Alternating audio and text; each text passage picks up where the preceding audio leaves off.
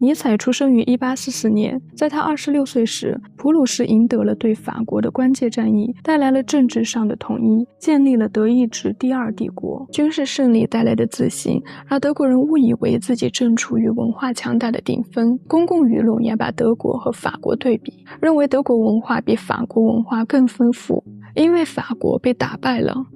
与同时代的人相反，尼采则认为德国人民正处于危险之中，因为他们滥用成功，对德国文化的过度高估已经让他们失去了文化的纯粹概念。在过去1个世纪里，德国人沉浸在研究历史知识，误以为文化是通过获得的知识数量来衡量，结果是吸收了大量的事实知识，却仍然无法感受到生活的意义。因为在传统上，赋予生活意义的角色并不是知识，而是神话。神话面向人的心理，给人类提供了一个远超他们有限存在的视角。同时，神话根植于一个群体的集体记忆和历史价值观，通过公共神话能够更好地把文化统一起来。但现代人在被知识和理性淹没后，已经失去了生活的惊奇感，随之也失去了利用神话为生活注入意义的能力。所以尼采从德国文化中看到，现代人正濒临虚无主义。他们时常会问：人生值得活吗？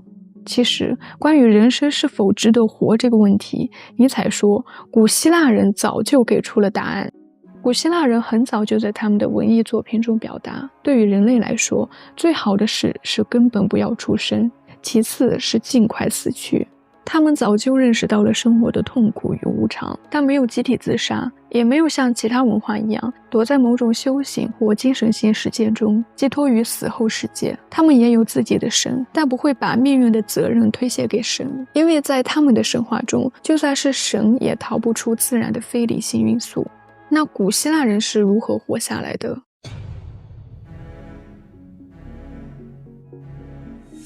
他们发明了悲剧，直接把人生的悲苦搬上舞台，近距离观察个体毁灭，然后通过艺术把内心可怕的感受和认知升华。具体来说，当古希腊人在观看悲剧时，他们会把自己融入角色。当舞台上的演员表现出愤怒、仇恨等情绪时，出于同情，他们内心也会爆发这些情绪。悲剧中的歌唱队会通过音乐将这些情绪进一步放大，形成更大的震撼，让观众彻底陷入神话。当观众的心智不在自己身上时，就会进入集体忘我。此时，个体性原则被打破，观众会感受到自己与他人甚至整个宇宙融为一体。在这种状态下，当观众面对悲剧英雄最终走向毁灭，生命的荒谬展现在面前时，并不会感到悲痛，反而会产生一种喜悦，因为他不再是单独感受到痛苦，而是已经与整个宇宙的力量融为一体，参与着集体的毁灭和创造。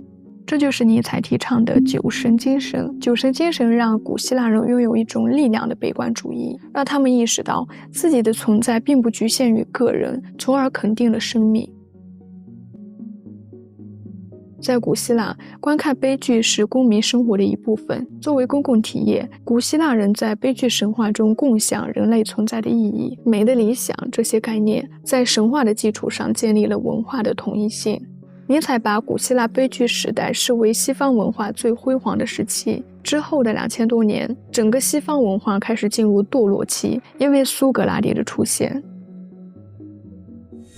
在雅典时代，苏格拉底看到贵族政治家自称正直，却无法为政治定义，只是凭直觉去实践。所以苏格拉底认为，邪恶源于无知。如果人们知道什么是正义，什么是美，就会按照这个标准去行事。也就是说，理性等于美。苏格拉底一生长根究底，到处追问，认为世界上所有的事情都可以解释，如果不能解释，只是暂时找不到答案而已。在苏格拉底的追问下，古希腊悲剧走向了死亡，因为悲剧建立在非理性上。希腊人观看悲剧时，不会追问神话是否真实，为什么命运让主角这么悲惨，他们深知存在的荒谬性。既然是荒谬，命运就没有答案。一旦人去追问答案，而悲剧又能提供满意的解释，发现原来悲剧可以被避免，那这种荒谬感就不存在了。在苏格拉底式的盘问下，人们也无法进入最狂忘我状态，体验到原始统一，而是进入到一个理性思考的层次。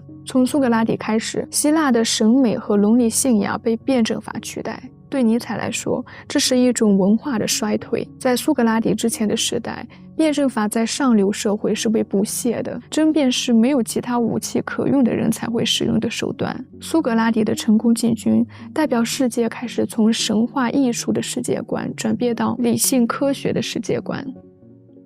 如果科学真的能够解释一切，给人类带来美好的生活，这不是很好吗？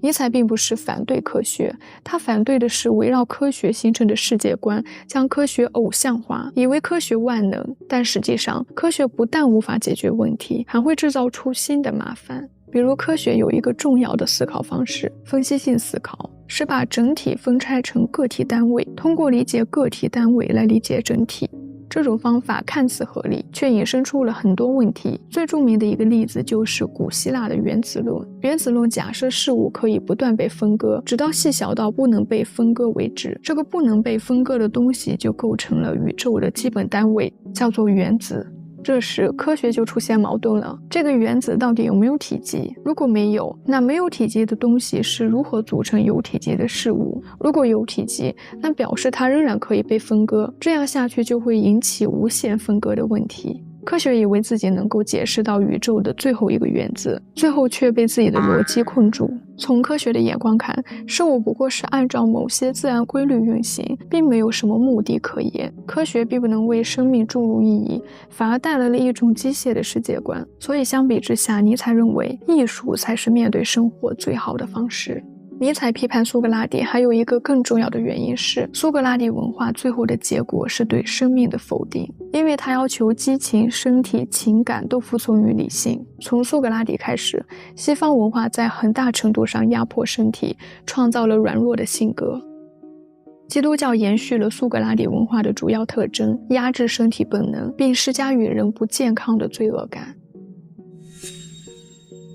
尼采对比了苏格拉底前后的时代对待神与罪恶的不同态度。在基督教体系中，上帝是惩罚者和良善者，人类因为原罪而受苦受罚，这种原罪代代相传直到今天。而在苏格拉底之前的希腊体系中，神明之间也会有冲突。希腊人认为一个人发生不幸，不是因为他做错了什么，而是因为神之间的内讧波及到了人的命运。希腊人享受着灵魂和身体的自由。尼采进一步指出，基督教在1000多年里不仅给人套上了罪恶感，还颠倒了生命的自然价值。它让弱者变得更弱，还让强者为自己的强大而感到愧疚。为了说明这一点，尼采追溯了道德的双重起源。在这两套概念中，基督教把善与恶的含义完全翻转。从贵族制度的起源开始，当一支强大有活力的民族征服了另一个较弱的民族时，贵族制度就建立起来了。随之，强者夺走了定义价值的权利，他们倾向于将强大有力、有权有势视为好，将衰弱无能视为坏。比如古希腊和古罗马社会都崇拜战争、力量和阳刚之气，他们早期的雕塑和艺术品都是关于运动员和战士的。所以人类做出的最初的道德判断来自贵族，他们重视身体的力量、活力和健康。尼采把这种道德称为主人道德。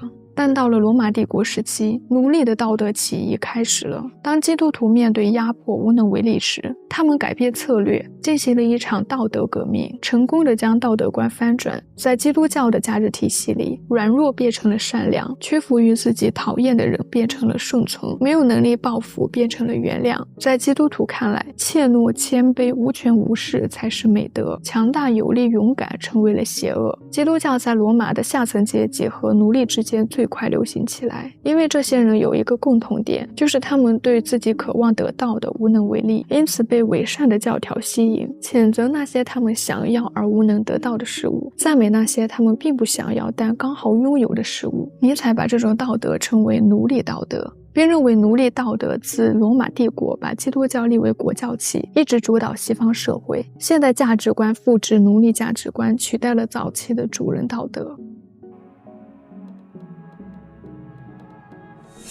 尼采把基督教启蒙运动以及现代大众文化看成是苏格拉底文化复合体，他从这种复合体中看到了现代性的起源。他们共同运作，让现代文化产生了一种压抑的理性主义，长期以来对身体能量和激情控制，将个人塑造成顺从的群体，抑制了卓越人才的出现。在尼采看来，这是一种生命本能的萎缩和社会的倒退。相比之下，古希腊文化才是有活力的文化，它产生了健康强壮充满活力的身体及个性，酒神精神更是突出地肯定了生命。所以尼采认为欧洲文化的根源在希腊。最初他寄希望于19世纪末的瓦格纳歌剧，希望通过他的音乐重建希腊神话，让悲剧艺术重生。古希腊悲剧已经充分展现了音乐的魔力，观众若只意识到图像世界，在悲剧允许死亡时就会陷入悲伤。只有通过音乐精神，人类才能理解个体毁灭带来的喜悦。如果音乐是悲剧重生必不可少的，那德国就有机会煽动这种重生，然后通过进化的德国文化，将欧洲文明从苏格拉底理性主义的消极影响中拯救出来。但之后，瓦格纳的作品让尼采越来越感到失望，最后他在瓦格纳身上的幻想破灭，他看到欧洲人民正走向虚无主义的道路。长期以来，西方受到柏拉图主义和基督教最高价值的影响，让西方一切主导的世界观都是一种所谓的真实世界观，是对生命悲观的评价，因为他们拒绝当下这个世界，认为在现实世界之外还存在一个更完美的真实世界，让人们为真实的世界或天堂而活，而不是肯定现在这个生命。从苏格拉底开始，现代人不断用形而上、宗教、道德为自己套上一层又一层的枷锁。现在尼采告诉大家，上帝已死，上帝的死亡代表所有超越价值的死亡。他要人们抛开虚假幻想，重新拥抱最纯粹的生命本身。所以他进行了一场哲学思想实验，永恒回归，迫使人们正视现在。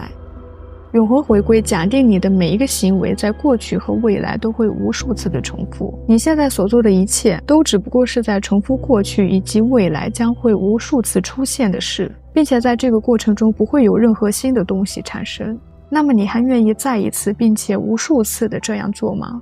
永恒回归是要把生命对时间和过去的复仇心理中解放出来，获得最高程度的自我肯定，告诉人们无论生活如何循环，你必须在每一个当下都肯定自己的选择，因为它将会在未来无限次重复。就像在全面启动中，只有把过去如此变成我愿意如此，才能跳脱林不语回到现实。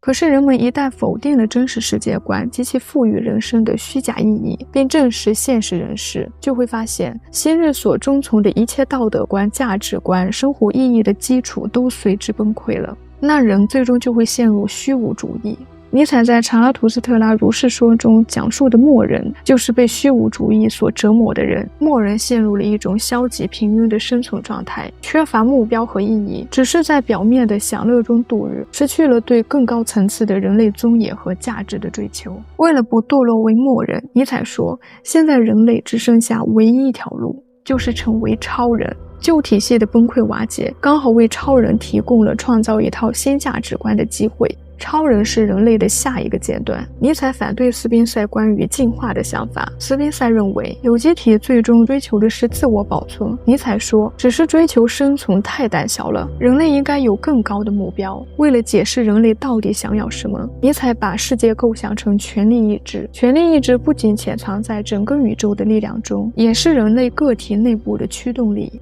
在人的内心中有很多的冲动、欲望、价值观，每个冲动、欲望、价值观都是不同的权力中心，服从不同的目的。如果一个人意志软弱，身体便要分散服从于不同的个别目的，但如果他的意志足够大，就可以统一所有权力单位。